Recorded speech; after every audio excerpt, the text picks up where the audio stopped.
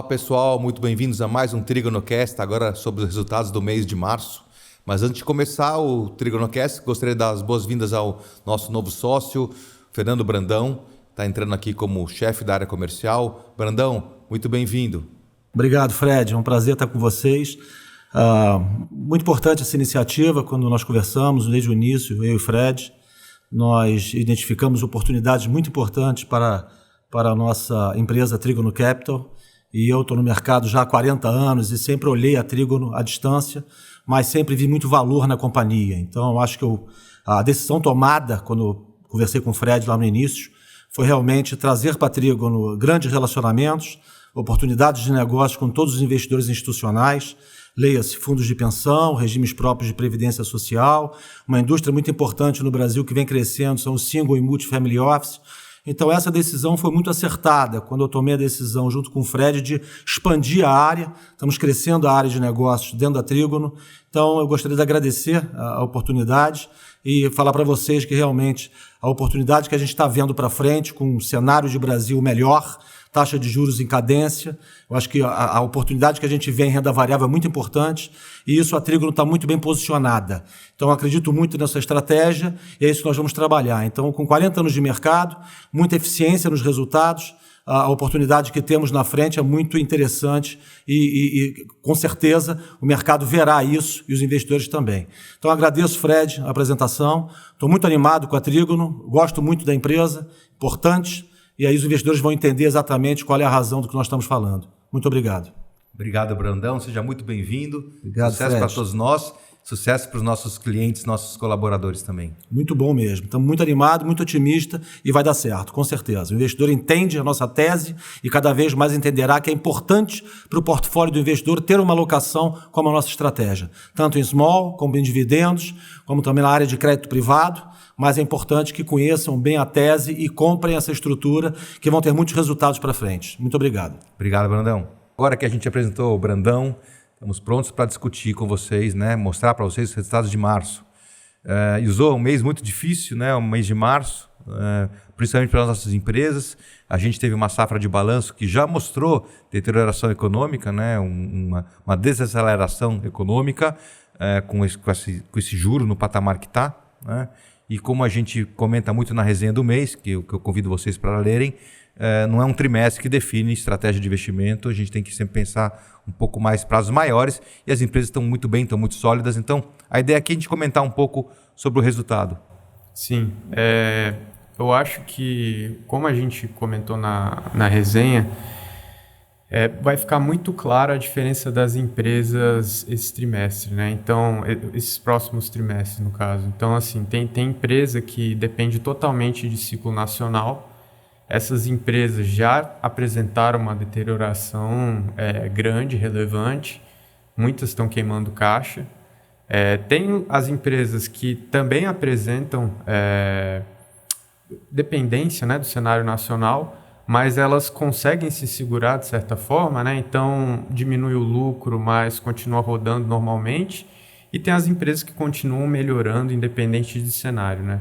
Então eu acredito que o mercado hoje, o mercado brasileiro, ele esteja precificado de uma forma bastante pessimista e está embutindo no preço das empresas uma piora substancial nos resultados, né?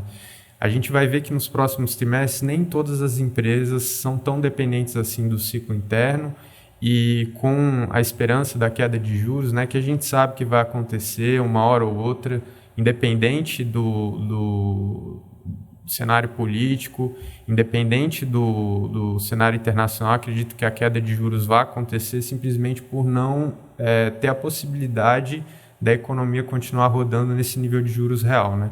Eu acredito que a queda do juro, ela não necessariamente vai acontecer com a queda da Selic, né? É uma coisa que é um pouco menos óbvia, né? Mas assim, o que mata a economia é o juro real, não é o juro nominal. Então, dependendo da estratégia do governo, né? Seja aumentar a meta da inflação, seja a queda da própria taxa Selic, eu acredito que esse juro real... fiscal mais responsável? Sim. Eu acredito que esse juro real vai cair simplesmente porque ele não é sustentável, né? Então, à medida que o juro real cai, as empresas também recuperam seus valuations, enfim. E taxa de desconto cai também, então, a empresa vale mais. A taxa de desconto cai e a empresa ela vai melhorar o nível de retorno dela por ficar repassando a inflação ou pela queda da própria taxa Selic, né?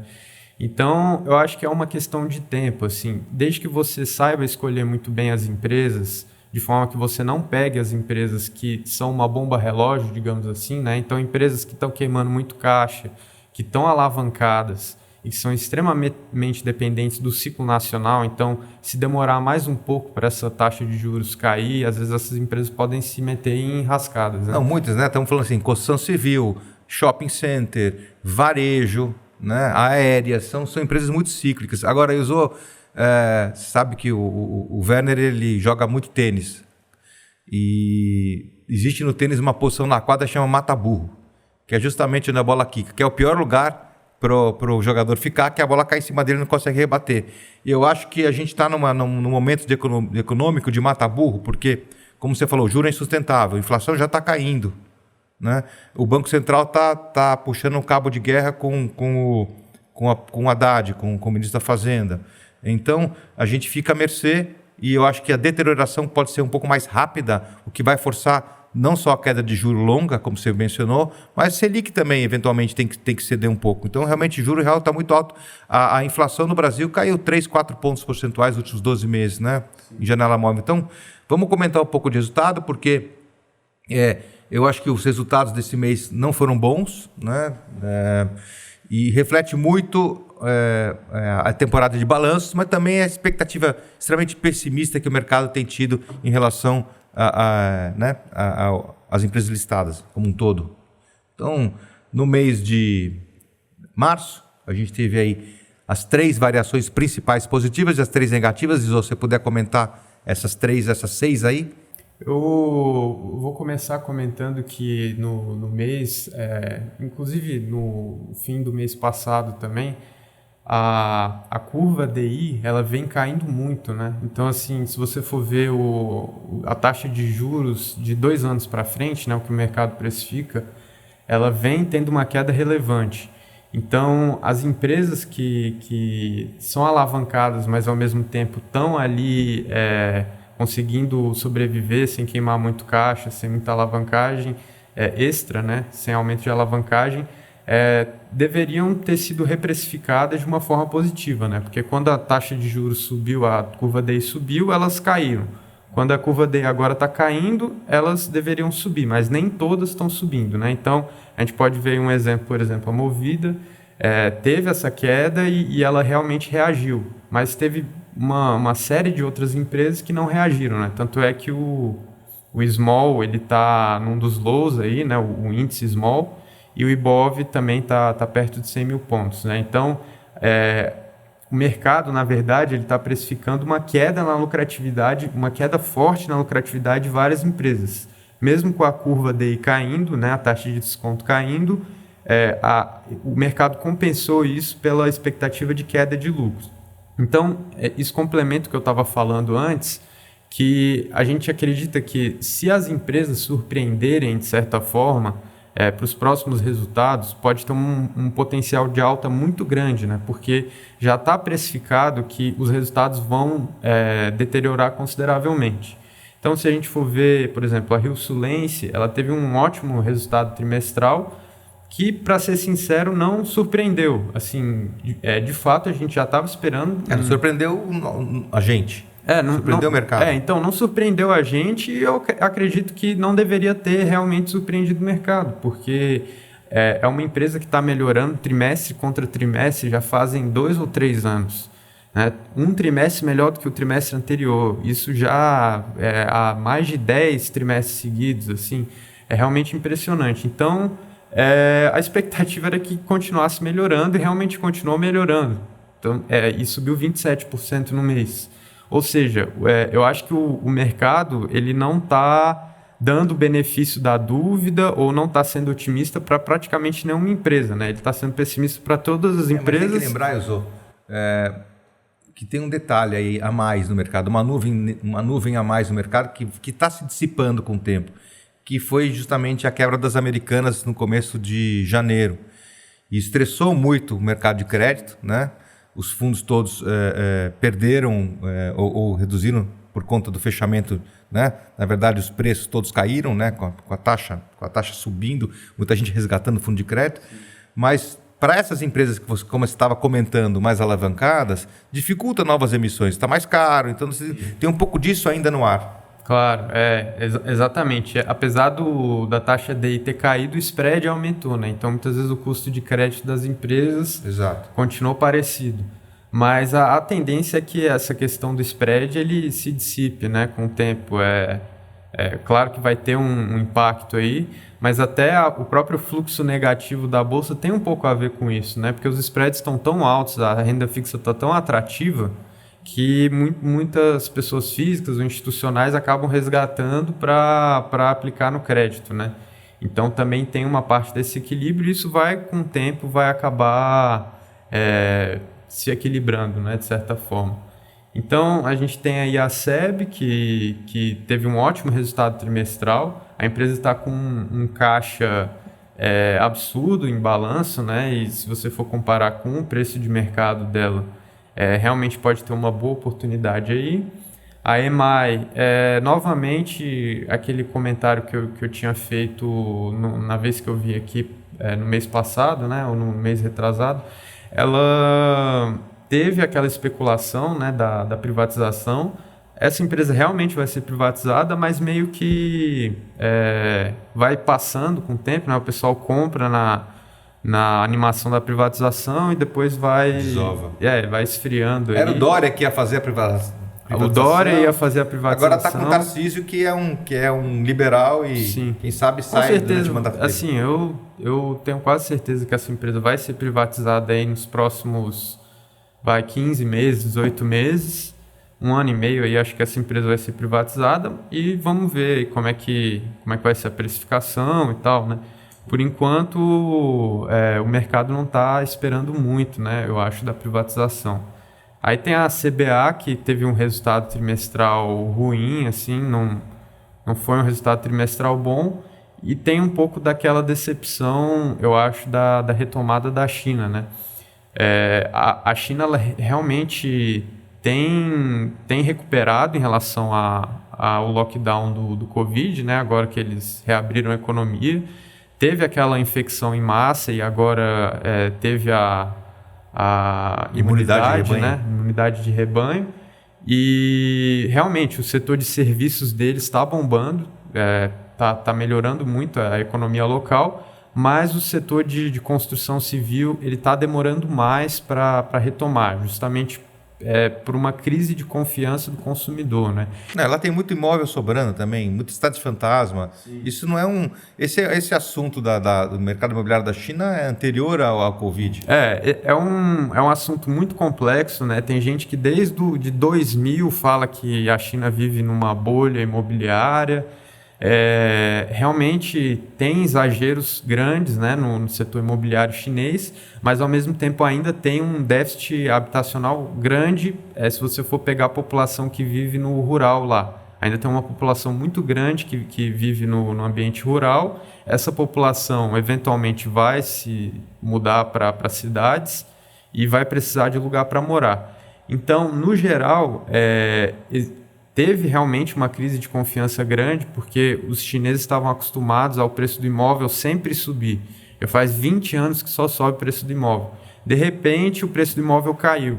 Então, até o pessoal voltar a comprar, ter mais apetite, demora, mas a gente já tem visto recuperação na confiança do consumidor, só que isso demora para retomar, né? Então, assim, o alumínio, ele teve uma recuperação em relação ao fundo, né, em relação ao fundo do lockdown. Agora que teve a reabertura, o alumínio subiu, mas não subiu o suficiente para a CBA ter um resultado bom, porque os custos subiram muito também. Então acaba que o resultado foi ruim. Mas eu acho que assim, a questão de tempo aí, a gente não sabe quanto tempo, essa aqui é a questão, né? A gente não sabe quanto tempo, mas eventualmente os preços vão remunerar positivamente a CBA, eu acredito, né? Mas enquanto isso a cotação vai sofrendo, né? A Recôncavo, ela teve o relatório de de reservas que assim, apresentou que o mercado não gostou muito, né? Teve uma questão da curva do Brent que eles usaram para produzir o relatório de reservas. O próprio Brent caiu muito, né? Então, se a gente for ver no Ibovespa, a 3R foi uma das que mais caiu. Se a gente for ver no IDIV, a Enalta foi uma das que mais caiu também. Então, todas essas petroleiras e a queda do Brent contribuiu, né, para... Contribui também para reduzir a inflação, pressão inflacionária no mundo, mais um motivo para o Banco Central aqui repensar essa política apertada. Então, assim, isso explica, né, parcialmente a queda de todas essas, foi justamente a cotação do Brent, mas também teve essa questão do relatório de reservas. A companhia em si segue super bem, né, eles estão sempre aumentando a produção. Quem conhece do setor sabe que é uma das mais redondas do setor, ela sempre está crescendo produção, sempre está entregando. É uma posição muito tranquila, assim, ela caiu muito. Eu acredito também que teve um efeito parcial dela ter sido uma das que mais subiu, né? Então, o mercado também está com uma mentalidade muito de realização de lucros, eu acho. Então, pelo fato dela ter subido curto muito, prazista, né? ela caiu muito também. Mas a empresa continua super bem entregando. Assim, não acredito que tenha motivos muito profundos assim, para se preocupar com a empresa. Assim, a empresa continua super bem. Aí a gente tem no Ibov, né? A gente tem a Azul que... É isso que eu queria mostrar, né, Iso? Assim, no mês de março foi um mês muito de curto prazo no mercado, né? Então, distorceu um pouco o Ibov e o Small. Né? Eles caíram menos do que deveriam ter caído. Você teve aqui essa empresa RCSL. Qual empresa é essa? Recrosul. Recrosul subindo quase 100% no mês. Sim. Azul quase 70%. Sim, a Azul, a Recrosul, a própria Eco Rodovias, a CIA. Então, todas essas empresas caíram muito, assim, tipo, tiveram um drawdown de 80%, 70%. Então, é natural que quando o cenário que fez elas caírem tanto tem uma mudança, elas explodam para cima, né? Então, por isso que a gente vem falando aqui, esse mercado é um mercado de oportunidade. Assim, a gente não sabe quanto tempo que vai durar a situação que a gente está hoje de juro real, a gente não sabe quanto tempo a situação fiscal vai ficar do jeito que está, mas a gente sabe que é uma situação provisória, né? E quando essa situação se alterar, muitas empresas vão subir assim uma quantidade absurda, é o que eu acredito, né? Então, várias empresas já estão dando essa dica, assim, eu acho, mas são empresas que são muito arriscadas, né? Digamos assim. Então, é muito melhor a gente acredita que é muito melhor você estar posicionado em uma empresa que tem um balanço sólido, que tem resultados sólidos, que vai melhorar, do que empresas que dependem muito do ciclo interno, né? Mas essas empresas que dependem muito do ciclo interno já estão dando a dica que o mercado ele já está com uma mola muito comprimida. Assim que acontecer qualquer coisa, essa mola vai ser soltada, né? E aí a gente tem exemplos, né? Tipo a Recrosul subindo 94%, a Azul subindo 69%. Na Recrosul teve uma questão também de captação primária que vai ajudar a recuperar a empresa, enfim. Então, todas essas empresas aí têm mais ou menos um comportamento parecido, que é a queda na curva DI. A CIA teve um resultado trimestral que foi bom também. A Azul teve uma questão ali também de renegociação de dívidas e a Embraer, ela tem tido uma série de notícias positivas, seja negociação de grandes contratos, o backlog dela está muito bom, então a empresa está indo super bem aí, a Embraer, né? E aí sobre a Qualicorp e a Hapvida, que foram as maiores quedas no Ibov, né? Ambas são do setor ali de saúde. O setor não está indo muito bem, inclusive a Hapvida teve um destaque aí, um grande destaque negativo, né? Porque apresentou um resultado trimestral terrível, caiu quantidade absurda. 42% no mês. Sim, então realmente ela não entregou nada daquilo que ela tinha prometido, né? Quando fez a fusão. E aí no caso do Small, a gente teve a Sequoia, a Multilaser e a Mobile. A Sequoia, ela teve uns boatos aí de que não estava pagando fornecedor e tal, mas era mais um problema ali de ERP, né, um problema operacional. A Multilaser também teve um resultado terrível, e já falou que o primeiro trimestre vai ser pior, e a Mobile teve um resultado ruim, mas assim, em linha com os outros resultados ruins que ela já tinha tido. Eu não entendi porque caiu tanto. Agora, no IDIV, a gente vê que tem um contexto mais equilibrado, digamos assim, né? Então, as 3 empresas, as que performaram melhor no IDIV, tiveram uma alta muito menor, mas também as causas dessas altas são diferentes, né? Então, a gente vê que todas elas tiveram bons resultados, tão descontadas e estão entregando apesar do cenário, né? E no caso das outras é mais questão de recuperação da queda, né? Digamos assim. É igual dirigir. Quando você tem muita neblina, você não liga o farol alto para olhar na frente. Tem que prestar atenção no próximo metro. E o mercado está muito olhando muito perto, muito notícia do dia a dia. Então, muito sem visibilidade. Mas vamos então, Yuzo, passar um pouco para os fundos? Vamos lá. O Flagship, então, nosso principal fundo, ele caiu 6,3 no mês. O Small, que a gente comentou que teve esses movimentos fora da curva, caiu bem menos, caiu 1,7. E a gente aí perdeu quase 5 de alfa no mês de março. Continuamos na frente aqui em 2023, apesar do resultado ainda negativo. Ele está gerando alfa em cima do Small Cap. E quando a gente vai sempre no longo prazo, aumentando no longo prazo, a gente vê a diferença da nossa gestão ativa, né? Que é o que a gente se propõe a fazer. Nunca num mês só, nunca no curto prazo. Vamos ver o que atrapalhou a gente esse mês. Acho que o principal foi a Tupi, que caiu 10, quase 11 no mês. Grande parte do menos 4,6 de alfa negativo veio da exposição à Tupi, que não faz parte do índice Small Cap, e que tem na carteira, né, como uma das principais posições, e foi o primeiro balanço consolidado dela, né? Então, Zô, dá uma pincelada para a gente, o que aconteceu aí? Eu acredito que tenha 2 razões principais, né? A primeira, eu acho que o mercado espera que no primeiro semestre a indústria no geral tenha uma desaceleração, principalmente de caminhões, pelo fato de ter tido uma sazonalidade não recorrente, digamos assim, positivo, e agora que virou negativo, que foi justamente a troca para o Euro 6, né? Então, ano passado, a legislação do motor de caminhões era uma, e esse ano trocou para outra legislação. Isso teve uma demanda forte, isso proporcionou, né, uma demanda forte no final do ano passado, que no começo do ano agora enfraqueceu justamente por ter entrado um novo modelo de regulação, que é mais caro, polui menos e o motor tem mais eficiência, mas é mais caro. Então acabou que o pessoal antecipou as compras para pegar o modelo da regulação antiga e agora no primeiro semestre as vendas enfraqueceram um pouco. Mas isso sempre acontece, isso já era esperado.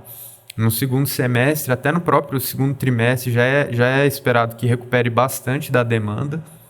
A gente sabe que a demanda de caminhões deve continuar forte, justamente não só pelos setores, né, que os caminhões eles estão atendendo, que é principalmente o agronegócio, que é um setor que está muito forte, como também pela idade dos caminhões, né, que exige uma troca, né, não tem como não trocar, né, vai ter que ser trocado. Então, e também teve a razão do resultado do quarto trimestre, que o mercado não gostou muito. Teve uma série de não recorrentes no resultado. Se você for pegar o resultado ajustado, até a própria Tupi, ela lançou lá no release dela um resultado ajustado, mas não foi ajustado por outro não recorrente, né? Então a empresa foi super conservadora. Se a gente ajustar por outro não recorrente que teve, o EBITDA foi super bom, né? Então, eu acho que tem esses 2 fatores aí.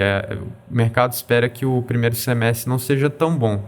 Eu acredito que, apesar do primeiro semestre, o primeiro tri, né, desse ano, realmente pode ser que tenha uma desaceleração, são 3 meses, né? Então, o que é 3 meses para Investimento de longo prazo. Logo depois ela já recupera e assim, não faz sentido você ficar tradando resultado trimestral quando você tem uma visão de longo prazo positiva para a empresa, né? Na verdade, é mais uma oportunidade, porque a gente sabe que no segundo semestre, no começo do ano que vem, a empresa vai estar em outro patamar, com as sinergias todas e com todos os negócios novos, os setores novos que ela está entrando agora, né? Então, Uma empresa que vale 3 bilhões de reais na Bolsa, sim, mais ou menos. É, mais ou menos isso. Eu acho que essa empresa deveria valer pelo menos... Bom, não vamos nem falar de projeção aqui, mas enfim, está muito, muito descontável. Né? É uma questão de arbitragem temporal, né? Que o pessoal sempre fala, né? Vários gestores falam isso. Inclusive, a gente está repetindo aqui, é uma questão de arbitragem temporal. Se o mercado arbitra 3 meses, a gente arbitra 3 anos. Então, tem um descasamento aí. E a precificação da ação, ela é dada pelo mercado, não é feita pela gente, né? O que a gente pode fazer é comprar e esperar a janela de tempo que a gente está trabalhando versus a janela do mercado, né? E é assim que é gerado o alfa, justamente nessa arbitragem temporal, né? Então, a gente vai aguardar os próximos trimestres, ver se realmente vão vir mais fracos. Acredito que pode surpreender muita gente os próximos trimestres, né? Apesar da expectativa de resultado fraco. E aí a gente vai vendo como que a empresa vai evoluindo, né? As expectativas são muito boas. Eu acho interessante, eu tenho alguns amigos meus que investem com a gente há algum tempo. Toda vez que os fundos caem, eles investem mais. Porque abre a janela de oportunidade, né? Como você falou, nessa discrepância entre o horizonte de investimento que a gente olha e o mercado. Vamos falar um pouco do óleo e gás, tanto foi positivo, né? Então, assim, teve uma queda nessa... Que empresa é essa você usou? 3R. A gente teve um alfa positivo justamente por não ter. Isso. Vamos falar do Delphos, então? Delphos também, um mês ruim, menos 4,5 no mês, contra menos 2 do IDIV. No ano estamos praticamente empatados com o IDIV. E, de novo, janelas maiores, a gente vai abrindo bastante resultado em cima do IDIV. Lembrando que esse é um fundo que paga dividendos, né, dentro da cota, uma expectativa muito positiva aí de dividendos esse ano ainda. Sim. Vamos lá. Primeiro ponto aqui, o agronegócio. Né? Queria comentar, a gente tem uma posição grande em Kepler. Kepler não faz parte do índice de dividendos e o papel que caiu quase 6%. Né? Apesar de ser uma empresa do agronegócio. Comenta um pouco aqui o que aconteceu, Iso. Eu acho que a Kepler, assim, o resultado do quarto tri agora já deu sinais de desaceleração, né, operacional na companhia, e o mercado espera que essa desaceleração continue forte, né? Então, se você for ver os múltiplos que a empresa negocia, a Kepler, assim, na minha cabeça e na cabeça de muita gente, é uma empresa premium, né? Ela, assim, tem um dos maiores ROICs da Bolsa. Ela é uma empresa que vem crescendo absurdamente aí, já faz uns 3 anos. E ela teve uma desaceleração agora no quarto tri. Se você for ver os múltiplos da empresa, como eu falei, ela está negociando a múltiplos muito, muito baixos, né? O que isso implica? Que o mercado espera que a empresa desacelere fortemente nesse ano, né?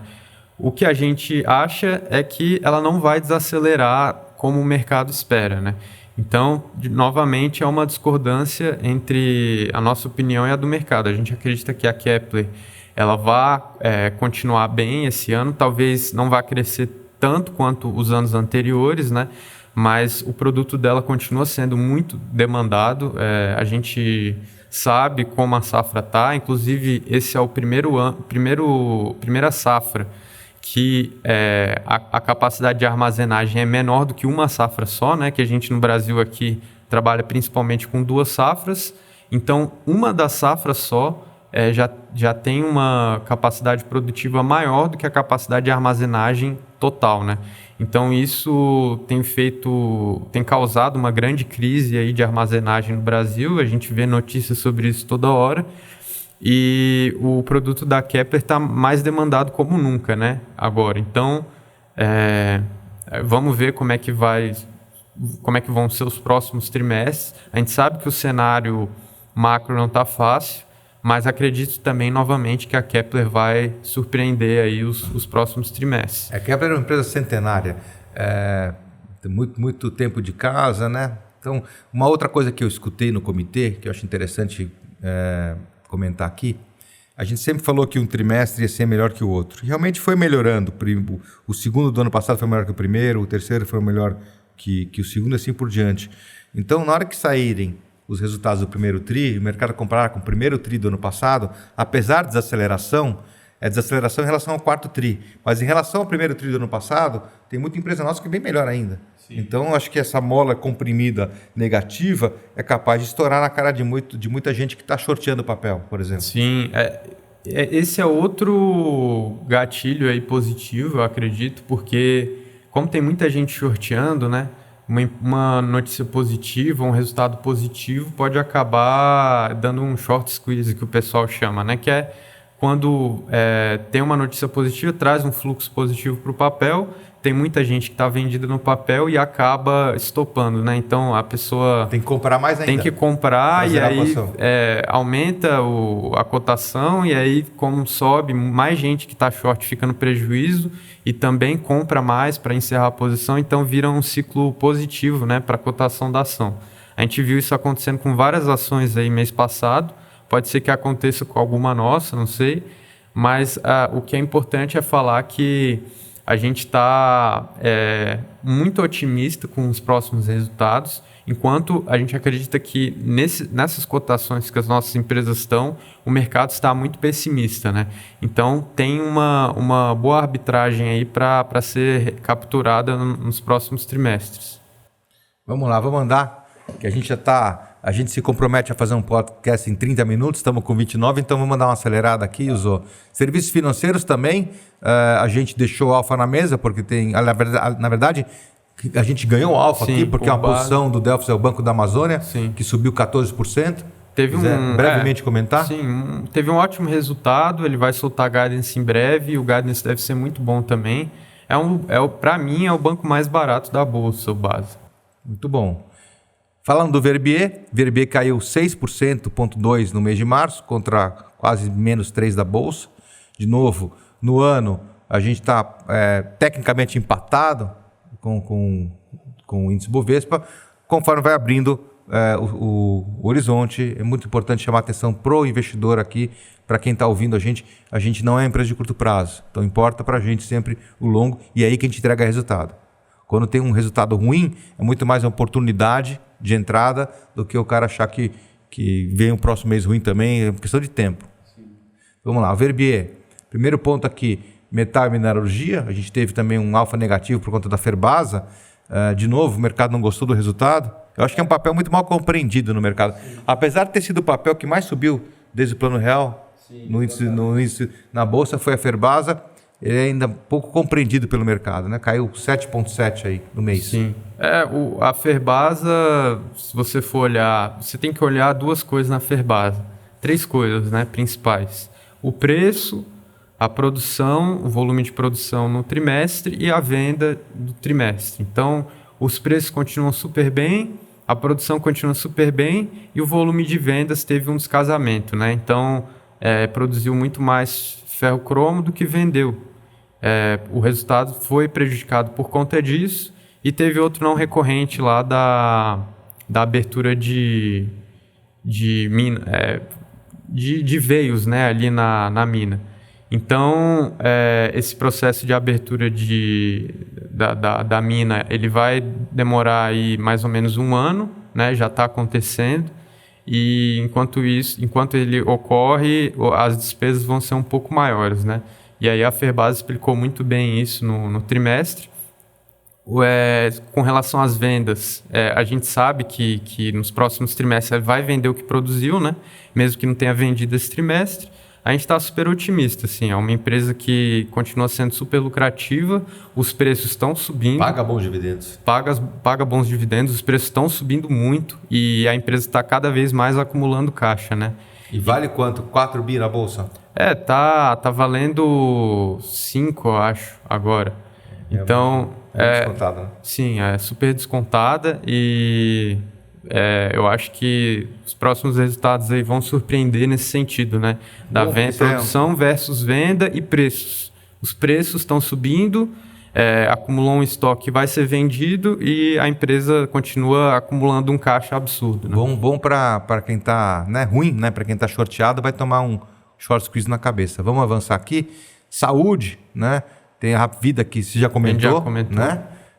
Trígono e Catu sem Prev.